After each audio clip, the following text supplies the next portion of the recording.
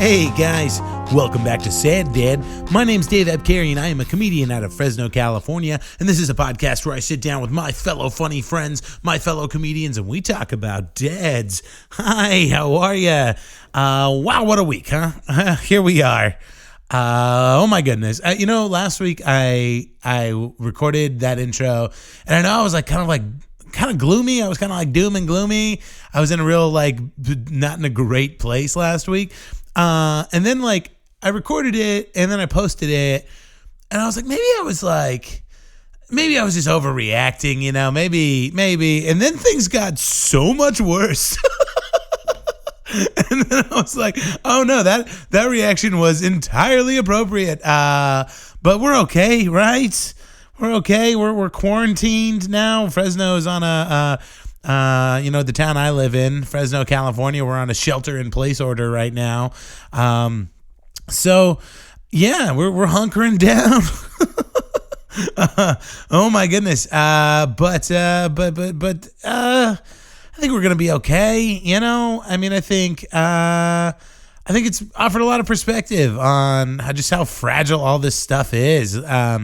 Last week, I told you guys about it. I had to go up to Humboldt on Friday the 13th. I had to drive up to Humboldt, which is a 7-hour drive from here. But I went up with some fun people. I went up with Austin Bouvet out of Bakersfield, Scott Powers, Becky Lynn.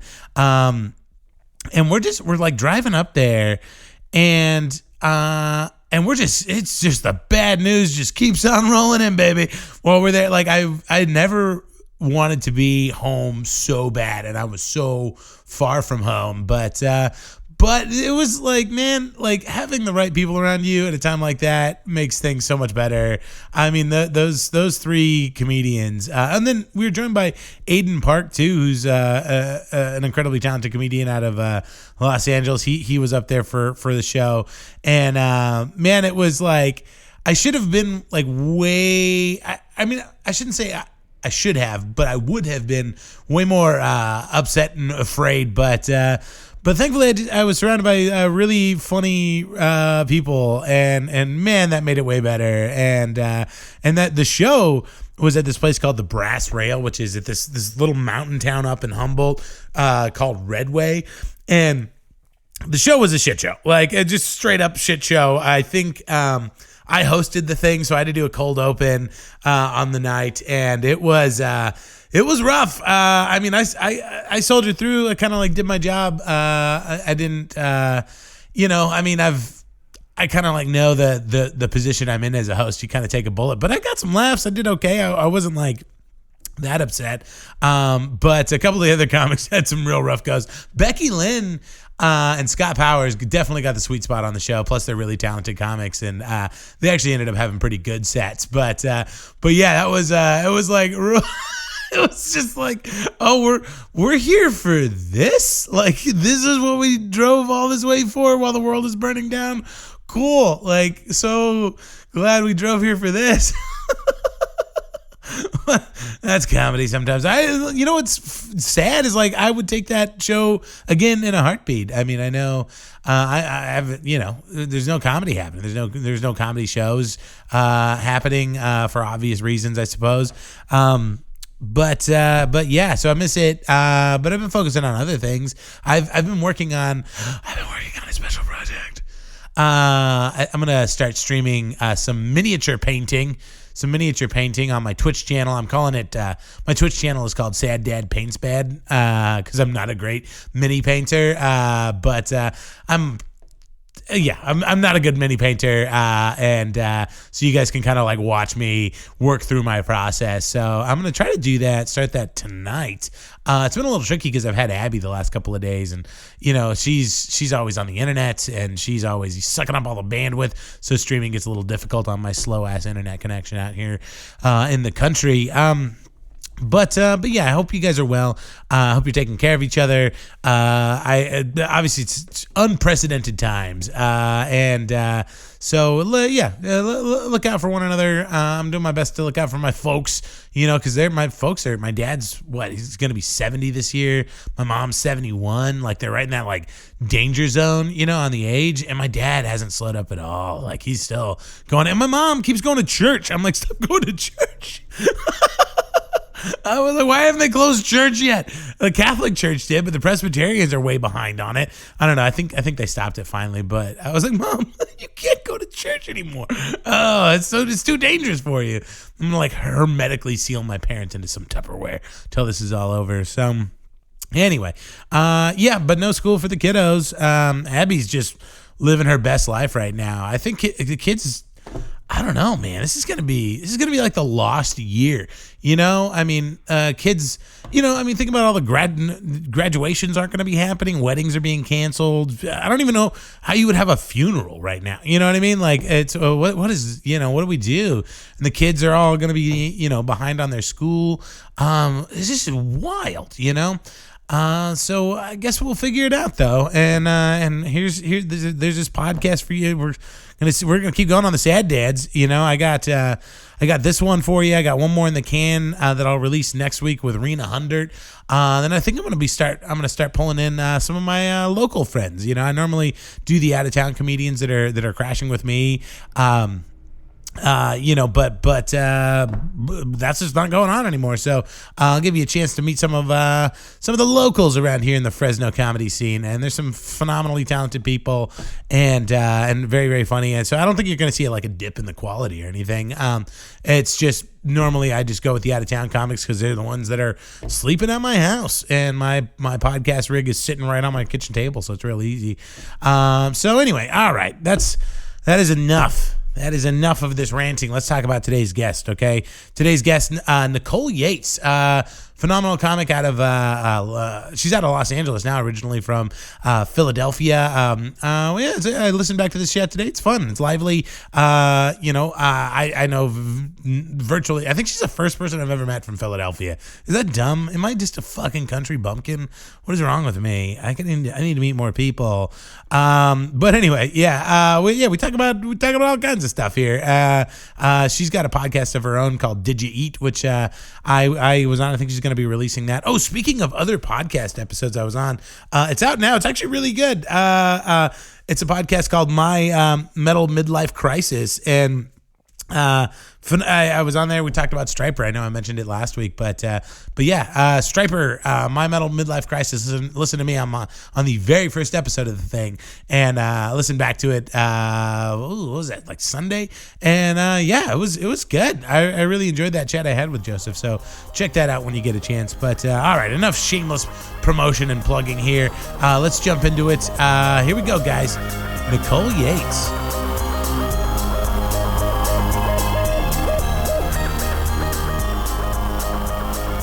My oral health lately, like I've been like brushing twice a day and flossing, and this thing, like, it helped like make sure you do like the full 2 minutes of brushing you're supposed to do and all that. And you don't just sing happy birthday in your head? No, I've never. I mean, maybe, I don't know. I guess I could do that, yeah. But I'm gonna say I've taken better oral health care for myself. I've had it better than I've ever had in my life. Like and my teeth hurt more than they've ever hurt before. Oh. Turns out the only thing holding this mouth together was plaque and gingivitis, I guess. Could be. Could very well be. I don't know. Yeah, well, let's see. My mom used to have this old Oldsmobile that she had gotten from my grandparents. Uh-huh. And we used to joke that the only thing that was holding it together was duct tape. Oh, sure. Yeah, that's me. I need to start swallowing more duct tape. That's the secret. Yeah.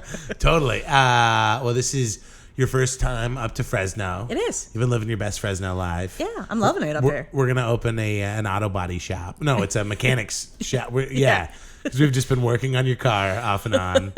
Yeah. Got new headlight bulbs. Yeah, and you're out there. Before I came out, I changed my filters, my cabin filter, my engine filter. Yeah, and then you had a check engine light come on, and like we checked that out. Yeah. We didn't come to any real conclusion. No. We're like, it's broken. Yeah, the catalytic converter. Look at that. All right. Yeah, it sounds expensive. Holy shit. But I kind of liked our idea of just doing air filters. Yeah. $65 a pop. Yeah. Yeah. Yeah. We'd be rich. Totally. Totally. We just have to give like a fun name. Yeah. Oh, yeah. We should have a fun name. Filter this. You filter this. I like that. Unfiltered. No. That sounds like a really bad comedy show name. Blow it out your engine. I like that.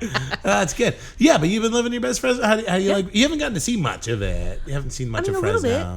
I when I went to the Napa, I went to the Napa. I got to see a little more, and a lot of hotels. A lot of hotels. Yeah. There's and we went to Benediction's. That place was crazy. I want to get them as a sponsor for this podcast. Oh my God, you totally should. Did you see that? I got she comped part of my meal because of my points. Yes. Yeah. She's like, you want to use your points? You're like, yes, I do. Yes, please. Yeah. So, so you got to see that, and you went to De Chico's last night. You got to see some Italian food. I saw your pictures. Yeah, man. The chicken parm there is on point. Is it good? I mean, really good. I always really like. I've never had chicken parm anywhere else, so I know. Don't look at me like that. What? Man. Why are you so judgy? It's just a weird thing to say. I guess so. Yeah, and I really like it, so it's good. Yeah. I feel like you come from like an educated place. Well, like you know, because I'm from the East Coast, and that's where we keep all the Italians. So you know, there's a lot of Italian food there. So sure. I would eat a lot of it, and then I come out to the West Coast, and the food here is great, but it's more Asian, Latino, right? You know, which is also good, but just different, right. So like when you find Italian stuff, it's usually like two Indian guys in the back, putting things in microwaves, and more power to them. But like, I'm not eating that.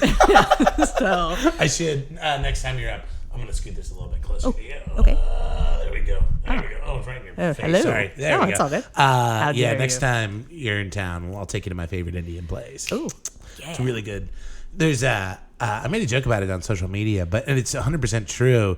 Like it's an Indian buffet, and sometimes like hidden under the little like pakoras, like you can find egg rolls, and it's like, what are these doing here? What's happening here? And they're so good.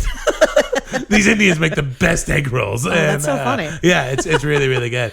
But yeah, so yeah, you mentioned you moved here from Philadelphia. You moved to California. I did in January. It was 2 years. Congratulations. Thanks. Yeah, it's amazing. They always say the first year is hard, and they are truth tellers. Yeah. Talk a little bit about that, because I've heard a lot of people say that about LA. The first year in LA is the hardest. The first year is like a living hell. Is it? Yeah. Yeah. Tell me about it. I moved out. I moved 3,200 miles away from home. Yeah, right. And I know people. Right. Like, because before I came out here, I would come out each summer and stay with my friend Sean and just set up stand-up shows. Oh, cool. I'd do like 10 days of shows and then like go home. Right. And need a vacation from my vacation. And so like by the time I was ready to come out here, like I knew people. But people have lives and things to do. Right. So they're not really all consumed about how they can help you or anything like that. I mean, nor should they be, Right. You're an adult. Yeah. Right. So, it's a big city, and like it's hard to like find work and meet people, and it's very difficult, and I had a really hard time finding work, and I was walking dogs, and I mean, I still walk dogs. But you're doing like every side hustle to try and get some kind of job, and like it's just it becomes a lot after a while. It's 100%. It's a lonely, long process. Yeah, and it's just you feel so small. I mean, it's so many people. I mean, what is it? What is LA? It's like 32 million people or something stupid. Something like that. It's like the second or third largest city in the country. Insane. And Philly is a large city. I think it's like the sixth biggest city or fourth biggest city or something like that. So it is large, and I'm used to like cities, but like LA is a different beast because it's a giant city that's also like a giant suburb, and like all the highways run in and out of each other. You don't really know where you're going, and there's a lot of weird people who like will only help you if you can help them with something. Sure. Yeah. Although I have met a lot of like very kind-hearted, awesome people living in LA. Yeah. So it's a weird place to live. 100%. Yeah. Absolutely. But you got through. You soldiered through. Yeah. I mean, I'm a 2-year veteran of the LA wars. Yeah. Well, I mean, stand-up is going fairly well. Knock on wood. And I'm going on tour. Hell yeah.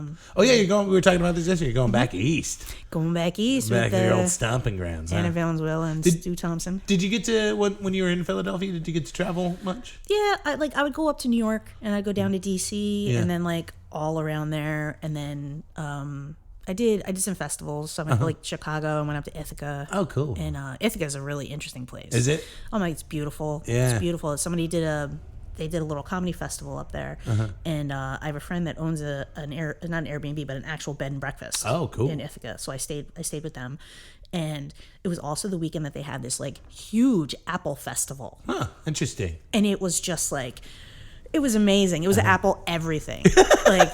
And like, I mean, there were dudes with giant copper pots, like making apple cider, like with a giant like rowing oar over like a huge roaring fire, like in the middle of this like courtyard. It's wild. Yeah, have fun. Kettle corn and like apple kettle corn. Yeah. Oh Jesus! It was just, I was so mad at myself for not having more money. Sure. Now, do you feel like this is what? This is not important at all. But do you feel like people that work at the Apple Festival in the Apple Town really like apples that much, or are they just leaning into the tourism? You know what I mean? Like, just trying to like live the life so that tourists will buy into the Apple life. I mean, it's a big moneymaker for them. Sure. So I think that they're just kind of like, you know, and the season doesn't run all that long. So I think that like they kind of lean into the season with the tourists and stuff. And then like when it's gone, it's gone. Because I think that festival was like the very beginning of November, I think it was. And it was just getting cold, but it was cold. Sure. And everybody was all bundled up and happy. So I think it was like kind of like they kick off of the holiday season. Yeah. So I get what you're saying, though, because the rest of the year they're probably like, fuck apples. And then it gets to apple season and they're like, I got to pretend to love apples. I got to try so hard. Yeah. My family's well-being depends on how much I love apples or how much I perceive to love Exactly. And I think a lot of people also like work at the college. Oh, sure. Yeah. So the college is there, and then there's like a community college, and I think another smaller college not too far from there. Yeah. So there's a lot of that. Sure. But I had a show at a grilled cheese restaurant, so that was fun. Fun. Yeah. That's great. You grew up in Philadelphia? Yeah, what's that like? Born in Philly, and I'm so Philly. When my parents owned a house up the street from the hospital I was born, so when my mom was like, "Hey, it's time," my dad was like, "Well, let me get the car," and she's like, "No, let's just walk up the street." So they just walked up the street and had a baby. Wow, that's amazing. Yeah. Wow, were you part of a big family or? No, I am an only child. Are you really? Yeah. Yeah, my parents were like, "Oh, that's enough." So enough of that nonsense. Yeah, we're good. This child business. Oh, okay, right on. So you're growing up an only child. What's talk about like being a kid in Philadelphia. Being a kid in Philly is when I lived in Frankfurt, which is a neighborhood in Philly, like I spent a lot of time by myself, like a lot of time by myself. My dad wasn't really into being like a parent, and like my mom went to work when I was in kindergarten, so she worked day work and my dad worked night work. Yeah. So in the summertime, I was just locked in the house while he slept, and then he would get up around 1 and then go out, and sometimes he would take me and sometimes he wouldn't. So I just spent a lot of time by myself. Sure. Like you couldn't do that today. People would be calling Child Protective Services. Sure. Yeah. But you know, but that was good for me in a lot of ways, just like imagination wise and just being okay with being by myself. Sure. And, you know, and then sometimes I would go to my dad's brother's house, my Uncle Bob and my Chachi Mary, and they have 5 kids. Oh, okay. And 4 of them were within a year of each other. Okay. So their house was a zoo, 24 hours a day, and it was awesome because like my mom was very like tidy, so like.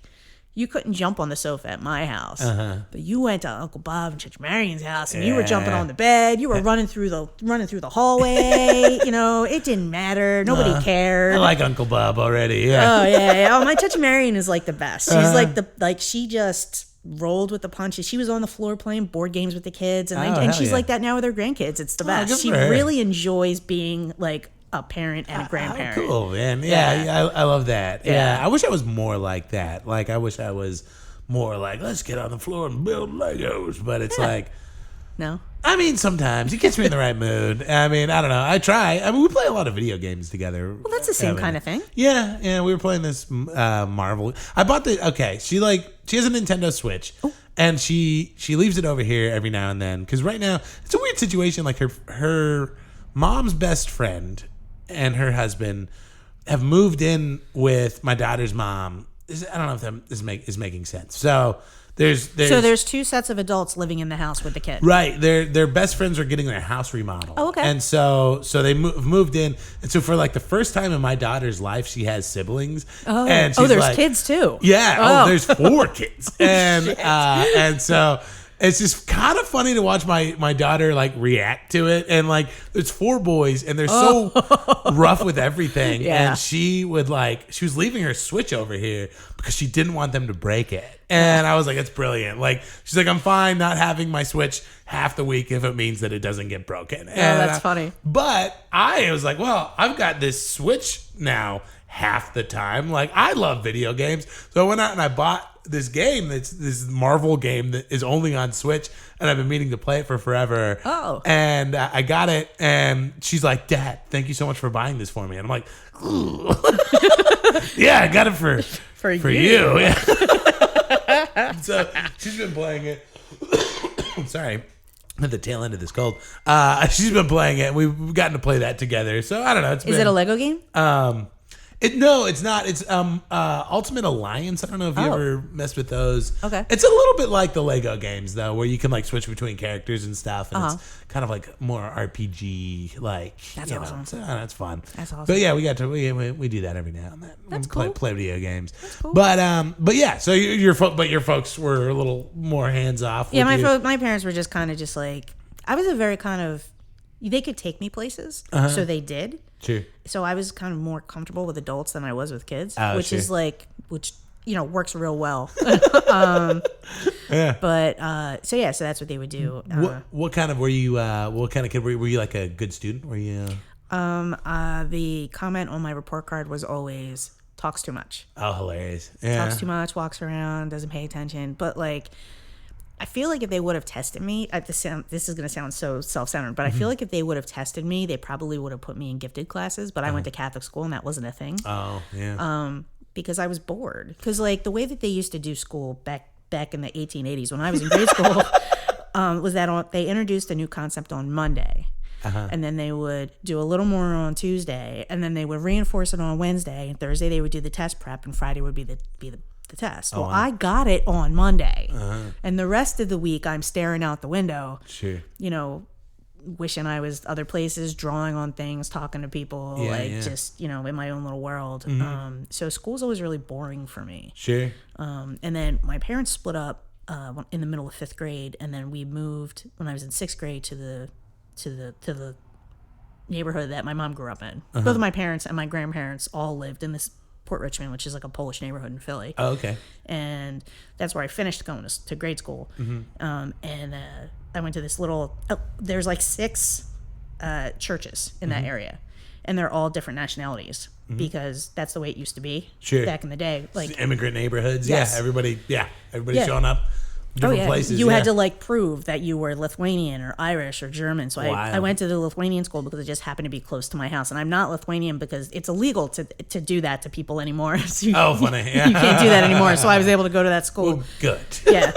Well, I should have went to the Polish school, but it doesn't matter anyway. Sure. So I ended up going to school there, and then I went to an arts high school, like a magnet school. Oh, that's cool. Yeah. What was your angle? What was your art? I was a creative writing major. Hell yeah. Yeah. Philadelphia High School for Creative and Performing Arts. Oh, that's so cool. Right on. Oh. Yeah, the Boys the Men guys were just like right ahead of me. Really? Yeah. No shit. Yeah, and the Roots. Yeah. Oh, cool. That's very, very cool. Yeah. Wow, that's amazing. So, was that an environment you really thrived in? I mean, if I didn't go to high school there, I had 3 choices for high school.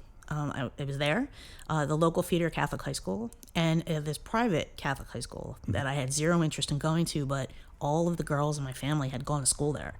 So my mom was like, "Don't you want to go to Nazareth?" And I'm like, "No." And then like a lot of girls I knew were going to Little Flower, and I didn't want to do that because there was like a weird cult. They were all like, "We love LF," and I'm like, "No, I'm not. That's not me." Yeah. But in Philly, the public schools are like trash. So everybody kind of goes to Catholic school, and they sort of brainwash you into like, if you don't go to Catholic school, your parents don't love you. You are a dirtball. Like dirtballs go to public school. So like I really had to beg my mom to let me go to this school. Oh, wow. And then what happened was she went to visit with me, and then she saw the school and was like, Oh yeah. This is where you belong. Yeah, this is where you belong, kid. Yeah. That's amazing. Yeah. Were you? Were you guys really religious growing up, or is it? I mean, not in any kind of crazy way. Sure. Just regular Catholic. Okay. Just regular old Catholic. Yeah, just regular Catholic. You go to church on Sundays and Sure. go to Catholic school. That's like that weird, like almost like utilitarian type of like religion, where it's just like it's like kind of a constant thing in the background. You know? Yeah. And they weren't crazy with it, but I'll tell you, my mom tried real hard, but it just never stuck with me. Mm-hmm. Like she tried real hard, and I think like when I was kind of like in like my sophomore year, like she stopped making me go to church because it just wasn't sticking. Like I just didn't care. I'm not doing it. Oh, funny. Yeah. Is she still to this day going every Sundays? Is she still a little old church lady? Yeah, she retired and moved down to the Jersey Shore, and she goes to this one church, and like every year they do this really nice like mass on the beach, and she sends me pictures. And that's nice. And that's her thing, and I don't care, and she knows I don't care, but like she didn't want to be polite. What kind of work was your mom doing? Oh, my mom? Mm-hmm. Well, when I started school, my dad found my mom a job in the paper because you could still do that back then. Yeah, right. And it was like warehouse work for this pharmaceutical drug company. They made like generics, Sure. And she got hired to work with the controlled substances. So when I was in kindergarten, we had to like draw pictures and like talk about like what our parents did. And my dad fixed street lights. Mm-hmm. And I was like, and my mom has a job. And they were like, what does your mom do? And I said, my mom sells drugs. So my teacher like pulled my mom, not pull her aside, but was just kind of like, so, and told her that story. And my mom was like, I work in a generic drug warehouse. Like, that's what I do. And she's like, I figured it was something like that, sure. But that's amazing. Yeah. And for you, were you just kind of like tied into the comedy thing? Were you like kind of like a comedy nerd growing up? I mean, I was. I watched, the TV was my best friend. Sure. I watched so much TV, and I loved watching stand-up. Mm-hmm. And like, they didn't wire Philly for cable until 85. Wow. So like I spent like the first half of being alive until I was 10. We didn't get cable until I was 10. So and we didn't even get it at my house. My mom wouldn't get it. So like if you wanted to watch anything, you had to like watch stand up either on like Merv Griffin or like Johnny Carson, or if they did one of those Bob Hope young comedian specials. Oh, sure. Which I was all about. I loved stand up. Yeah. My mom signed me up. My mom I'm not very graceful now, but like I took 5 years of dancing school lessons because my mom wanted to get the big trophy. It was awful. It was awful. The big dance trophy? The big trophy. The big boy. This might be a Philadelphia thing. I don't know if we have any big dance trophies around here. Well, at Mrs. Hamilton's School of Dance, they did. And so I hated it because it was always Monday nights, and I wanted to stay home and watch Mork and Mindy because I was like in love with Robin Williams. Like, like when you be somewhere with your mom and you want to leave and she's like talking to the other moms and you're like, Mom, that's the worst. Like, can we go? Please, can we go? Right. And I would be dragging her out because I wanted to at least catch the "We're calling Orson" part at the end. And and I used to tell my mom when I was little, and I feel such like a cheeseball telling anybody this, but it's okay. Here we are. Yeah, here we are. Just cheeseballing it up. It's all good. I used to tell my mom, when I grow up, I want to be a stand-up comedian, and she would like laugh. So they'd buy me joke books and stuff. And then, you get older and you get like other things that you want to do or whatever. But like I was always a big comedy nerd. And I don't know. One day I used to make little lists of things I wanted to do, like for the year. Yeah. And I was like, I want to try doing stand up because I had a friend who had done it a couple of years before, and I knew if she could do it, I could do it. Yeah. But I just didn't have enough balls to do it until that point. And then I went to an open mic, and then I went to that open mic every night for 3 years, and then just kind of circled the drain a little bit. Yeah. Yeah. But then you said you're going to were you going up at the open mic? Or were you, nice. I went to the open mic. I went up. And that was my steady mic, and then I would go to whatever else I could. Okay. During the. So you were trying this in earnest. I mean, that's pretty good. Yeah, it just kind of clicked in my head. I was like, why haven't I been doing this before? And I think because I didn't have any life experience at that. I mean, I did, but I didn't. Sure. And if you got nothing to talk about, and you know when like some 18-year-old kid gets up and talks about, you know, oh, I did this to my girlfriend, and you're like, what, your inflatable girlfriend? Yeah, right. It's like, oh, cool, dick jokes. Like, how original. Yeah. I mean, there's something about when you see like a really young comic, it's like. You're 100% right. It's like, oh, what's your perspective? Like, you don't have like a lot of perspective, but occasionally you'll see like a young kid. There's a guy out of LA. He was just up a few weeks ago. He actually did my podcast a few weeks ago. His name is Connor. I'm gonna fuck up his name. Hangsleben, and he's just this 23-year-old kid. Yeah, right.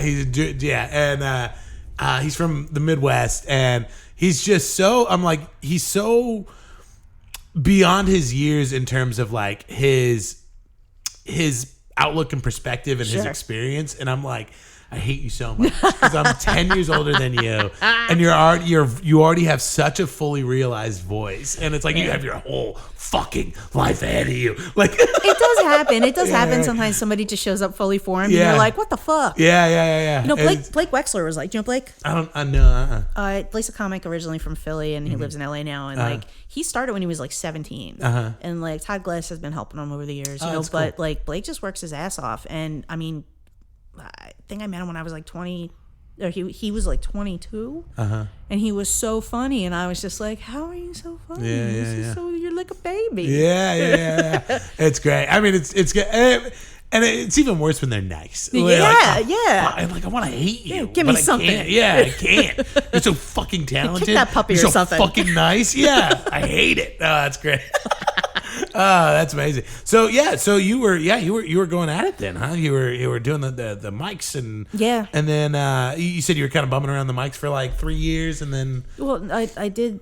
Yeah, well, that particular mic I went every Monday night for 3 years, and then like it wasn't a mic anymore. You know how that happens. Sure. But I was hitting all the other mics and doing shows and like bouncing around, and then like year 7, I was staying with my mom, and my mom was like, I'm retiring and selling my house and moving down the shore, and I was like, oh. Okay, well, I guess I better figure out what I'm going to do then. And I had a tiny little bit of money from when my bocce died, and I had to make a decision. Like, if I stayed in Philly, I would never forgive myself for not leaving. Sure. You know, I'd done almost everything there was to do. Yeah. And so it was either New York or LA. And New York has great pizza, but I would rather chew my arm off than live there.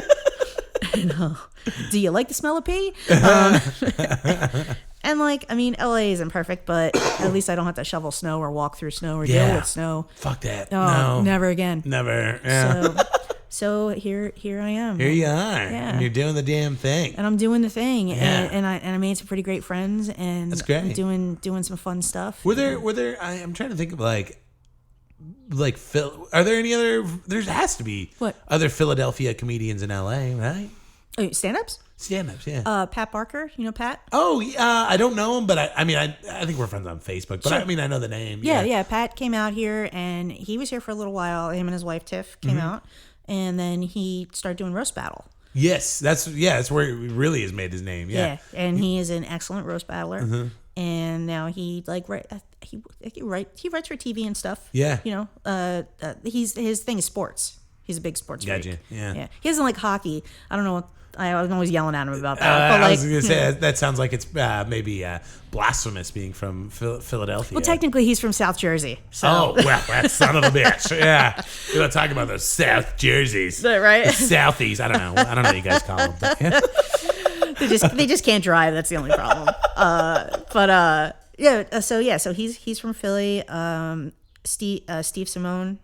Oh yeah. Again, another guy. I'm a friend of a friend, but yeah. Oh yeah, he's a sweetheart. He's super nice dude. That's great. Eleanor Kerrigan's from South Philly. I don't know her. Oh, you should look her up. She tours with Dice. Oh, does she really? Yeah. Good for her. Yeah. It's gonna be a fucking circus. Oh yeah. But she's a sweetheart. She's so nice. I'm trying to think who else. And then there's a lot of like improv and sketch people, you know, that come out. What's that scene like? What's the Philadelphia comedy scene like? Philadelphia comedy scene overall is pretty great. You have two major clubs. You have Helium and the Punchline. And then there's Good Comedy Theater, which is like an alt theater kind of thing. And then there's Philly Improv Theater, and then they do like improv sketch and stand up and stuff. Oh, cool. And all of those theaters offer classes if you want to take classes and whatever. And I feel like, and I think there's like other assorted little improv like schools and stuff. I don't want to insult them by like not mentioning them, but like, what are you gonna do? It's okay. I don't think anybody from Philadelphia. I think you're the only person from Philadelphia that's ever had anything to do with this podcast. So, there's comedy sports too. Jeez, that's okay. Yeah, that's amazing. Well, that's cool. And so, it's, it? I mean, is it? So it's a pretty active scene. I mean, it's a pretty active scene. Yeah. I feel like it's kind of going through a little it's just like every scene, every couple of years, there's like a turnover. Like people move to other places and like shows get replaced and mics kind of go away because you can only run a mic for so long before you want to blow your brains out. Sure, yeah. You know, absolutely. You just hand it off or it just shuts down. Yeah, right. Or the venue shuts down or you move places and stuff. But like, I mean, there's lots of great stuff. I have a bunch of shows lined up. Waiting to hear back from some people and. So I mean, it's Philly's a great city because it's a blue collar town, and like as a comic, like you're not gonna get petty laughs. Like you got to work for it, but when you get it, you earned it, and it makes you really have to work. It makes you a better comic. It makes you a tough comic. Like I've been out of town. You know, I've done stuff out in the world. Yeah, and like it's like. I mean, it sounds like I'm like shit talking, but it's the truth. You know, I've been in some scenes where like the comics are just like lazy because the crowd is just like, and I'm like, that would not fly in Philly. That would not. Somebody would be yelling at you, or you know, or they would just sit there. And sometimes like when you go to, I find myself sometimes if I go to other places, I have to like tone it down a little bit. Like if I've been in Philly for too long because. It's like that East Coast aggression doesn't really fly out here. I have that whole thing about that in my set, and it's the truth. You can let it rip in Fresno, though. They love it. Yeah, they fucking love. A Fresno crowd loves to be abused. She's fucking. They love it. You're Nicole Yates. I am. And this is a podcast called Sad Dad. Yes. Where we talk about our dads. Oh, yeah. And you have a dad. I had a dad. Yeah. That's okay. We'll get into it.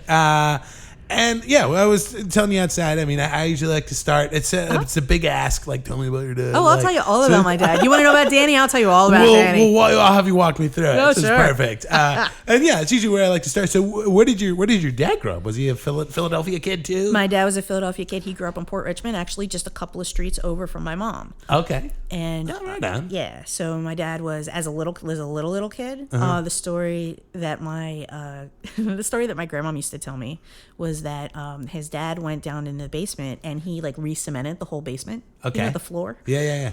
And waiting for the cement to dry, and he's like, "Where's Danny?"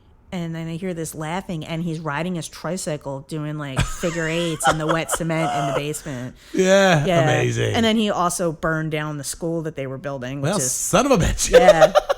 Yeah, that was my dad. Oh man, that was my dad. What? How did he burn down the school? Was it an accident? No. What? No. How old was he? He was just a little kid, just playing with matches. Son of a That's Danny. Danny. Yeah. It's a different time. Yeah. Now they call that arson. Right. So when my dad was in like 7th grade, his dad shot himself. Ooh. Yeah. Apparently, like he had some. I asked my mom, like. Was he just depressed or was there something wrong with him? And because I couldn't ask him, you know? And she was like, he had something wrong with his eyes I think that was like, it triggered the depression. Yeah. And my dad was the one that found him. Ooh, that's heavy. Yeah. And back then, there was no therapy. Yeah, there's nobody to talk to you about that. No, my dad went to a dance that night. Oh, wow. Yeah. That's some heavy like 1940s, 50s, like I don't know how old your dad was, probably 60s, just blue collar, middle class. You just shove it down. We're not dealing with this. We're not talking about that. Dad's not here anymore. Let's just scrub the brains off the wall and move on. Yeah, jamming it down. That's rough. Yeah. Well, you mentioned Uncle Bob. Was he part of a big family? No, he just had one brother. My uncle is 4 years older than my dad, I think, something like that. Yeah.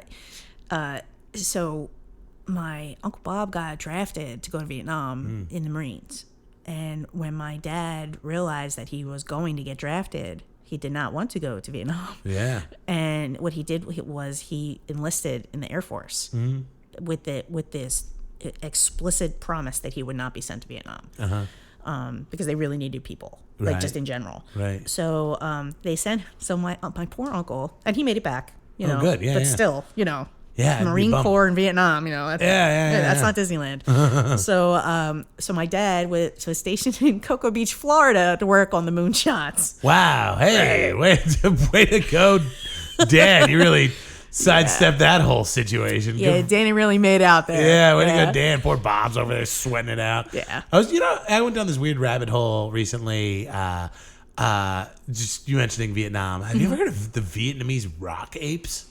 No? Yeah, they're like these like. It sounds like a punk band. I know, right? Yeah, apparently there was a bunch of like soldiers. Next, is Uncle Bob still alive? No. No, damn it! I was gonna have you. They're all dead. They're all dead. Everybody is dead. All dead.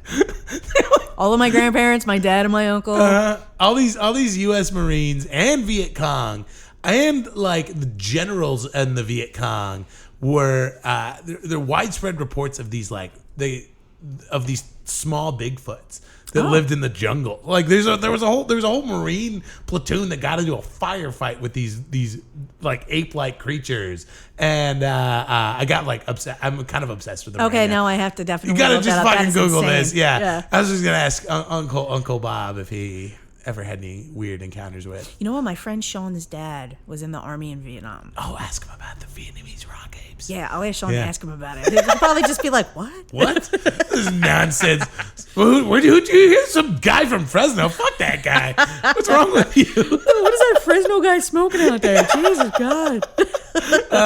So he's out work. He starts working on the moonshot. That's that's kind of cool. What's he doing? He just I don't know exactly what it is that he was doing, but he worked on the shots. In fact, he has some black and white 8x10s of pictures of the rocket.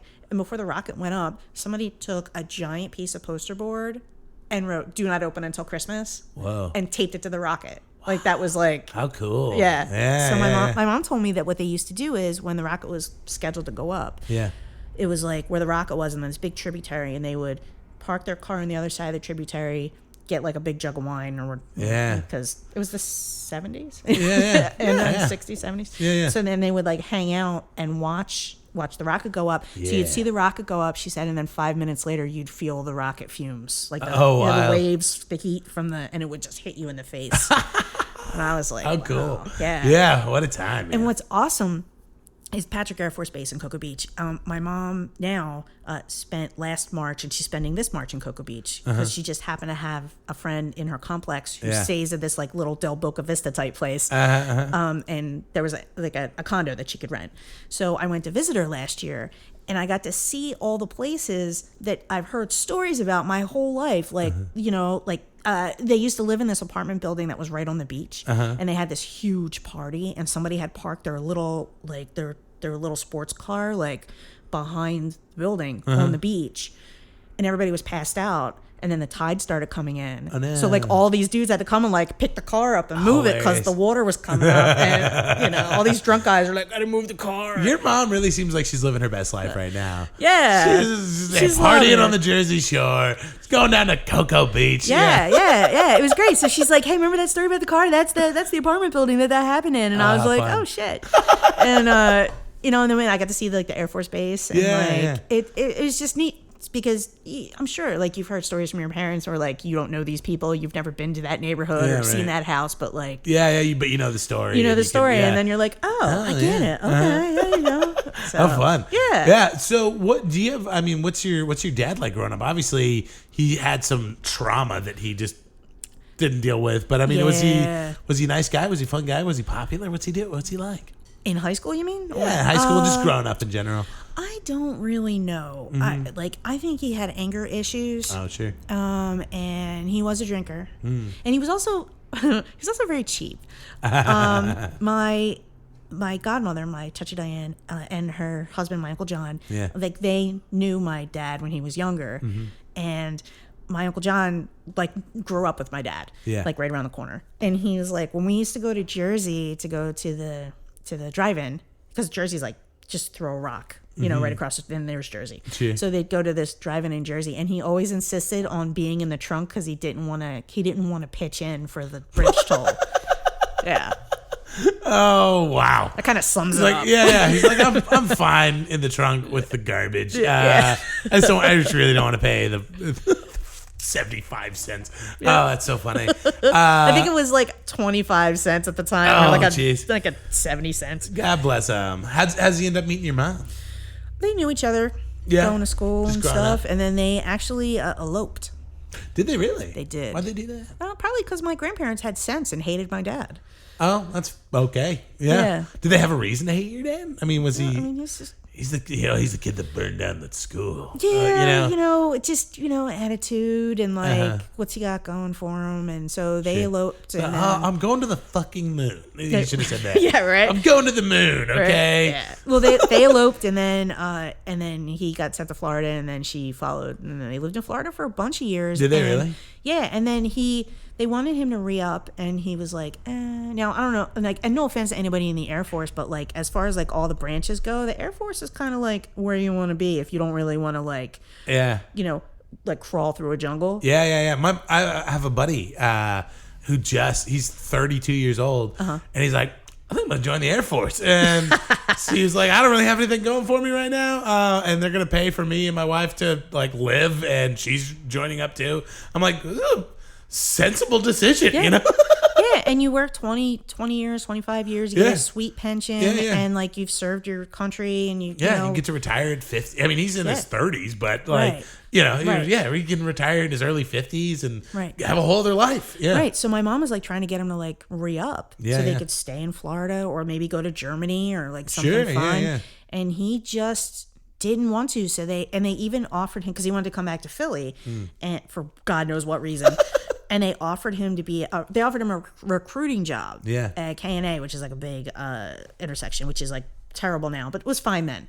And all he would have had to have done was just like run the recruiting office. Yeah. And that's it. And, pension. He just had and no he was interest, just like, nah. And like a couple of years before he died, he actually said to me, he's like, I should have stayed in the Air Force. And I mentioned that to my mom, and she was, son of a bitch. Yeah. We fought. And I was like, all right, calm down. So your mom kind of wanted, it sounds like your mom wanted to live in Florida. Like, your mom sounds like she was having a great life in Florida. They were both having a good life in Florida. Yeah. And he's like, I want to go back to Philly. And she's like, fuck Philly. Yeah, well, she didn't really, I mean, why would you leave no snow? You're right. Why would you leave paradise? And come back to Philadelphia? Right. I don't know. I feel like I'm being too mean to Philadelphia. No, Philly is great, but the weather can be, on East Coast in general, the weather can be very harsh. Sure, yeah.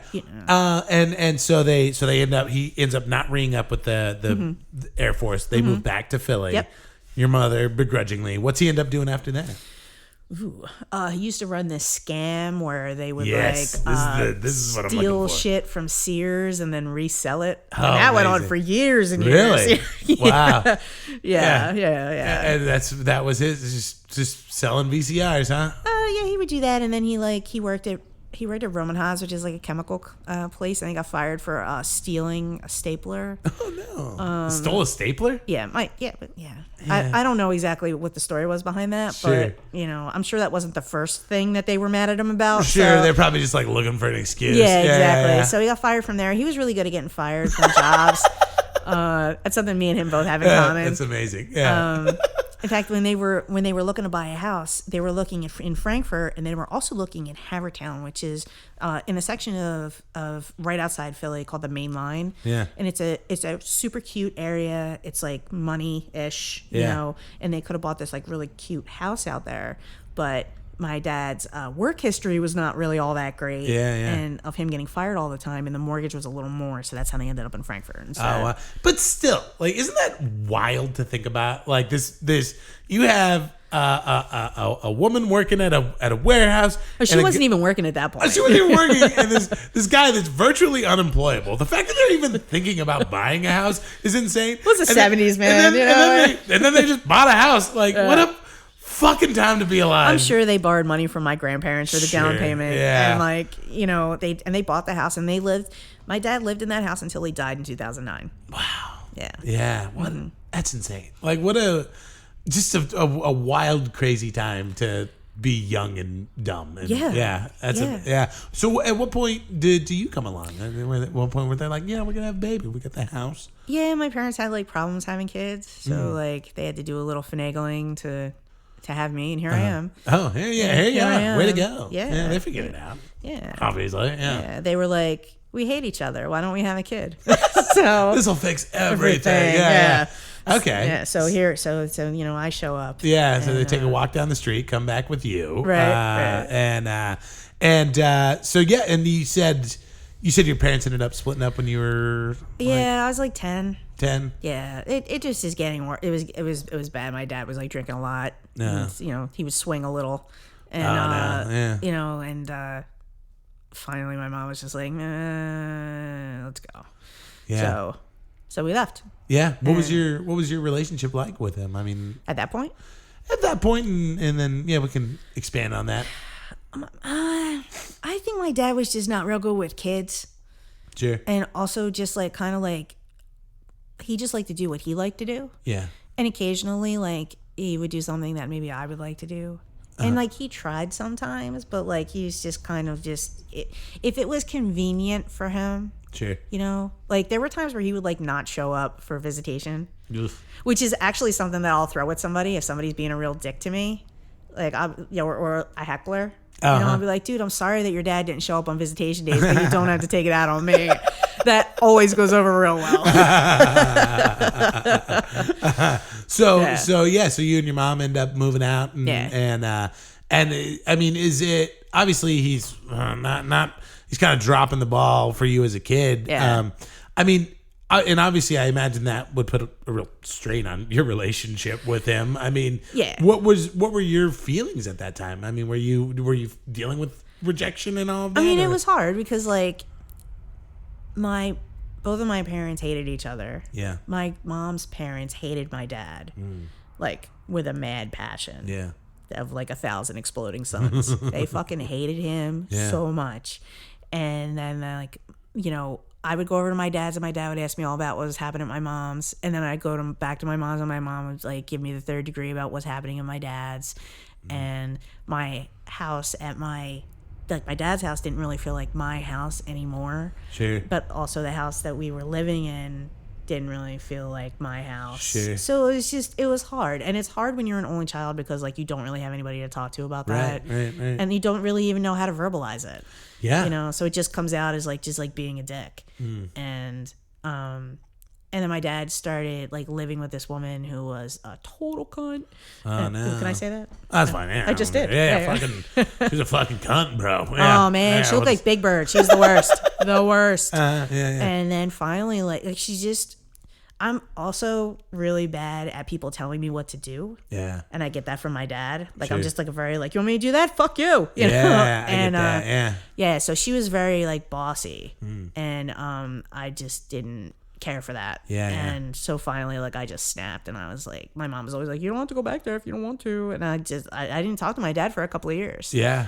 And that's all it was. It wasn't even like I'm not coming over anymore. It was like I'm just not going to talk to him, and he just kind of disappeared. Or did he ever reach out to you? I was so stressed out about that whole thing. Like it was just so stressful. Right. Like, and I didn't even, looking back, I realized that's what it was. At that point, I just felt like crazy inside, but like it was that stress and anxiety. Yeah. From dealing with Kate.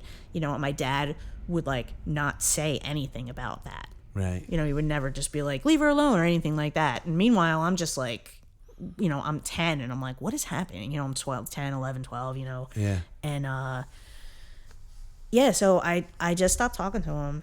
And then he would call me on Christmas. Sure. And I didn't see him again until, what was it, 10th grade when my grandma died. And me and all my cousins, we went to the viewing together. Yeah. And, then my dad was there, and that's when I met his girlfriend, his pregnant girlfriend. Oh. His 28-year-old pregnant girlfriend. Oh, boy.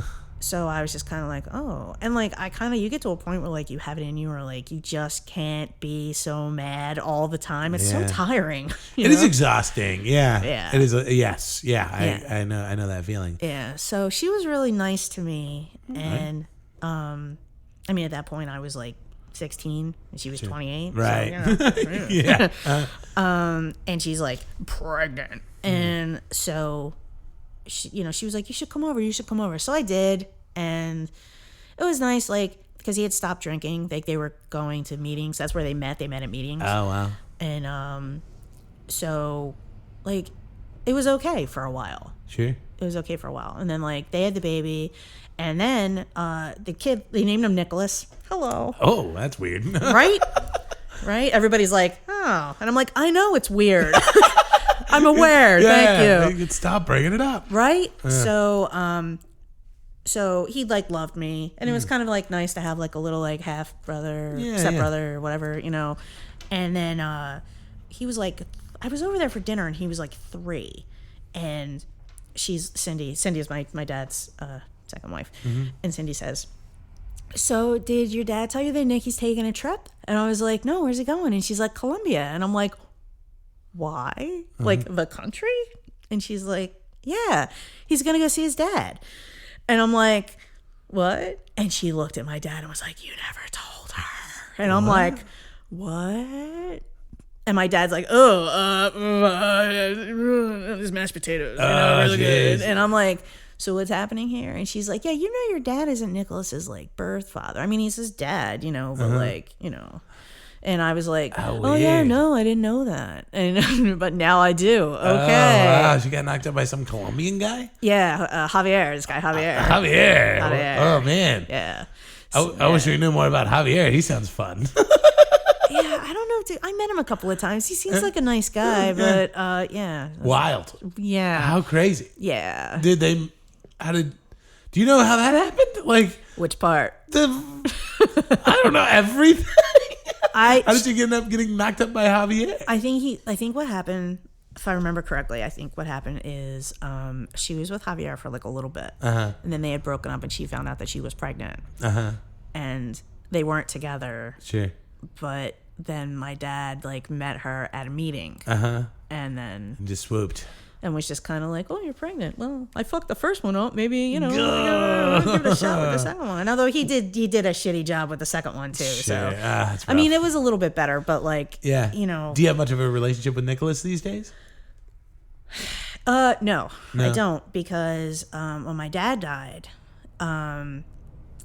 she calls like I am an only child, so like when my dad died, legally I had to take care of everything, right? Because my dad never adopted him, right? So like everything, I had to deal with everything. I had to clean out the house, which is just crazy. Because do you want to hear the story about how my dad died? Oh, sure, yeah. This is your story. Okay, so, you're gonna love this. You're gonna love this. Oh, good. Yeah. He had a problem with his eyes, right? Like, oh no. Well, my dad's birthday is Valentine's Day. So the day before his birthday, this was like the 12th. Okay. Me and Nicholas and him took him out to dinner to his favorite place, which is of course Red Lobster. Yeah. His dad's a man of simple taste. Yes, he loves it. Yeah. I'm surprised he didn't say Chinese buffet, which was I like the variety. So so I look, there's egg rolls under the pakoras. Exactly. Oh yeah, one time I only went up 3 times. He's like, "What, are you done?" I'm like, "Great, okay." So anyway, so we go to the Red Lobster, and then he takes me home. I give him a hug, tell him happy birthday. I get out of the car. The next day, Cindy had another kid with somebody else, and subsequently had split with him. And my dad and Cindy were kind of like at that point, kind of like commingling a little bit, getting back together a little. Okay. So they were having a party for her daughter, a roller skating party, and invited my dad. Okay. I didn't get invited, but they invited my dad, so whatever. Yeah. I'm not bitter. So anyway, so I'm at my kitchen table and I'm like doing some kind of website bullshit, and my phone rings and it's Nicholas, and it was weird because he never calls me, and I'm like, "What's up?" And he's like, "I wanted to call you and tell you that Dad fell." And I was like, "Oh, is he okay? Like, did he break something?" Or he's like, "I don't know. I don't really know what's happening, but like, he fell and he's not getting up, and they're gonna take him in the ambulance." And I'm like, "Well, where are they taking him, buddy? Can you find out?" And he was like, "Okay." He's like, "Oh, they're taking him to Frankfurt Tarshall Hospital, which is not too far from the roller rink." Yeah. And it's the Palace roller rink if anybody is in Philly. So yeah. So I'm like, "All right, I'll meet you there." And he's like, "Okay." So I get there, and he is dead. Oh my God. And what had happened was, when I was a kid in the 1850s, roller skating parties were very popular. For birthday parties. Yeah, I went to a few when I was a kid. Yeah, absolutely. Sure. So like he loved roller skates, so he would rent a pair of skates and embarrass me and roller skate around. Yeah. So when he went to this party, he had done the same thing, and he had said to his ex-brother-in-law, "Hey, this is a lot harder than I remember it." And then he was dead before he hit the floor. Whoa, yeah, he had a heart attack? Hardening of the arteries apparently happened. And yeah, that's what the ER guy was like, yeah, we think he was dead before he even hit the floor. So Holy and I was shit. like, fuck. I was really afraid it was going to be like a freak roller skating accident. Well, it kind of was. I mean, kind of, I guess. Yeah, that's wild. Wow. Wow. So that's how he died. Yeah. How long ago was that? 2009. Oh, that's pretty recent. Yeah, I mean, 10 years ago, but yeah. Yeah, it is. But so then I had to like, okay, so this is such a great story. I'm just going to tell you this story. Sure, yeah. Okay, so he's dead, right? Yeah. And I have to deal with all this shit.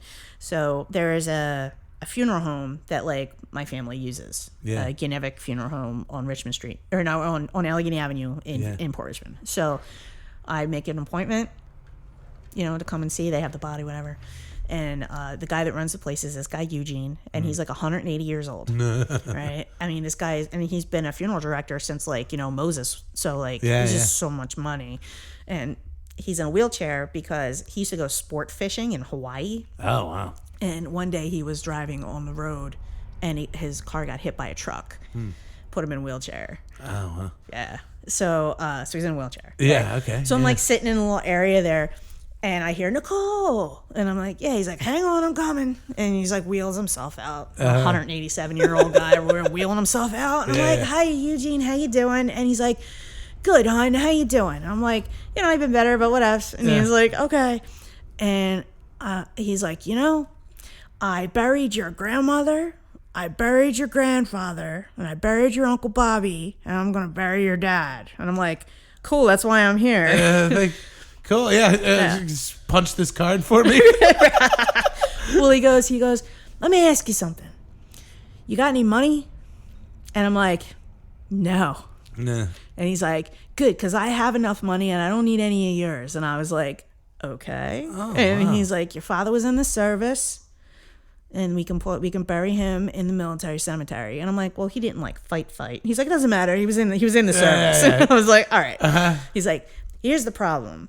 Is that the military cemetery for this area in Berlin, New Jersey is full because they built it, I think, right before World War I. Oh, so wow. it's Been full. around a minute, yeah. Yeah, because, World War I, World War II, Korea, Vietnam, Yeah, a lot of wars. There's a lot of wars, a lot of dead people. A lot of dead dudes. A lot of dead dads. So, so he's like, but they're building a new one up in Washington's Crossing, but it's not going to be ready for like a year. So he's like, my suggestion, he's like, it costs like $5,000 just to like open up the ground to bury him. He's like, my suggestion is to cremate him, and bury him in the military cemetery. And I'm like, cool. Well, what do I do with him? And he was like, well, you take him home, put him on a shelf or whatever. And I was like, all right. Well, I'm like, how much is that going to cost me? He's like, nothing. And I was like, all right. Let's do it. They cover it, And I was like, let's do it. What's the difference? So we cremate him. He's in a box. Looks like a big Lego box, And took him home, back to his house. And he had like the big old 80s console television, So I just put him on top of the television. Yeah. And Just go chill. Yeah. Right. And I had this food business at this point that I was like running out of his kitchen. So like I was just kind of like, he was there. I was walking back and forth. I'm cleaning out the house. I'm trying to get the house ready to sell. And I sell the house. And I said to my mom, what am I going to do with Dad? And she's like, well, you're not bringing him here. That's creepy. And I'm like, well, where the fuck am I supposed to put him? And then I thought, I could probably just hide him in the closet. But like if she found out, she would have flipped out. Sure. I didn't want to deal with that.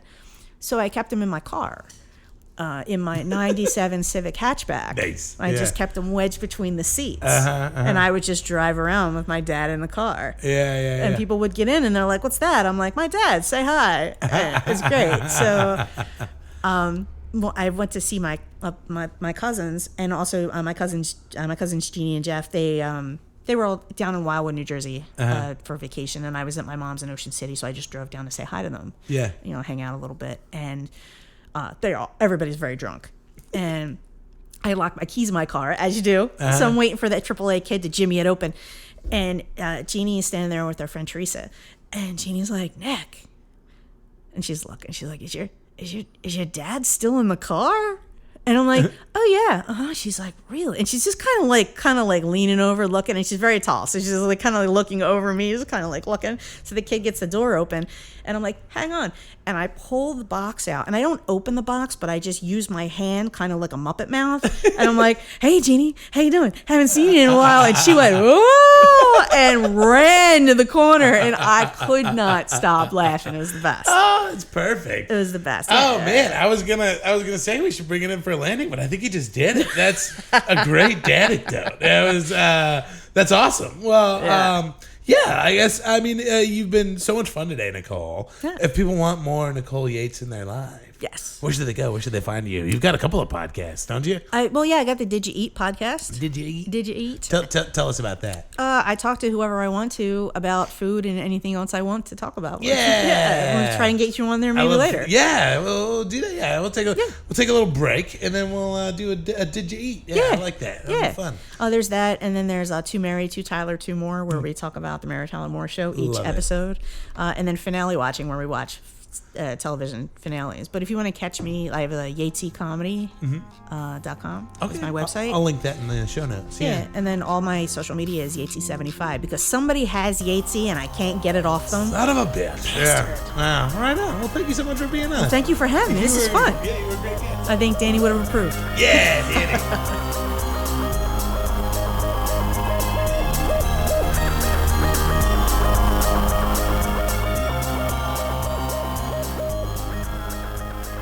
And we're back. Nicole Yates, everybody. She's great. Just a correction to something I said on this episode because it was just so grossly inaccurate. The population of Los Angeles is only 4 million people. It's not 32 million people. I was listening back to that today. I was like, what the hell was I thinking? 32 million people? That's like... I think that's the whole state of California is like 32 million people. I don't know. I don't know anything. I know nothing. I'm just a dumb comic, just trying to live his best pandemic life. So, yeah, guys, I'll post a link once I get that painting live stream up and going. I'll post that on a link to that on the Sad Dad page. I'm not sure if I'm going to do Facebook Live or Twitch. I have the capacity to do both. I think I'm going to do Twitch. I don't know. But I'm going to be super real with you. Dad is real hard up for cash right now. I make about half of my income off of the comedy shows that I perform on and produce. And that's just not happening anymore. So if you're feeling generous, you feel like you want to help a dad out, my Venmo is at Dave apkarian. I'll put up a link to that if you got some spare money to help out a starving artist. I mean, I'm not starving. I'm okay. I just I just had some French fries a little bit ago, so I'm okay. But I'm okay for now. So I mean, if you have a few bucks to spare, I'd love you forever. Like I said, I'm going to get that stream up. I'm going to paint. I think I'm going to open it up for tips via Venmo, but if somebody tips me $30, whatever mini I'm painting at that time is all yours. That's a one-of-a-kind Sad Dad bit of memorabilia. I'll figure out something. I'll put the logo on there somewhere for you, maybe on like the base or something. So cool, guys. Well, that's it. I will be back next week, I promise, with Rena Hundert. It's a fantastic episode. She's originally from Canada, Canada. Cool. So all right, guys, take it easy, take care of each other, and adios.